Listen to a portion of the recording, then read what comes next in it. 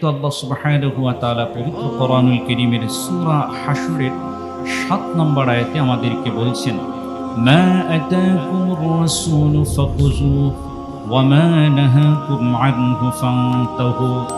আল্লাহ জানিয়ে দিলেন যে বান্দা নবী সাল্লাল্লাহু আলাইহি ওয়াসাল্লাম তোমাদেরকে যে নির্দেশ দেন, যে কাজ করার আদেশ দিয়ে থাকেন, সেগুলো তোমরা পরিপূর্ণভাবে পালন করো।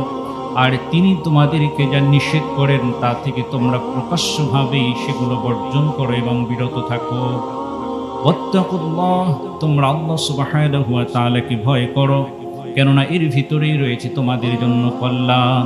সুবহানাল্লাহ। আল্লাহ স্পষ্ট বললেন যে নবী তোমাদেরকে যা দিচ্ছেন তা তোমরা গ্রহণ করো, আর যা নিষেধ করছেন তা থেকে তোমরা বিরত থাকো, কারণ এর ভিতরেই তোমাদের জন্য পরকালীন শান্তি এবং দুনিয়ায় নাজাত।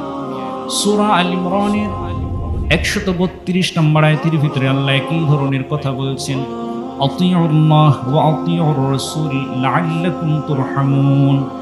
আল্লাহ জানালেন যে বান্দা তোমরা যদি আমি আল্লাহ সুবহানাহু ওয়া তাআলার আনুগত্য করো, তাহলে রাসূল সাল্লাল্লাহু আলাইহি ওয়াসাল্লামের আনুগত্য করতে হবে।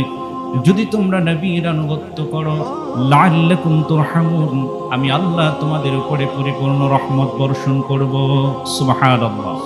নবীর আদর্শ, নবীর সুন্নাহ যদি আমরা ফলো করি, আল্লাহ জানালেন যে আমি আল্লাহ তোমাদের উপরে কি করব? রহমত বর্ষণ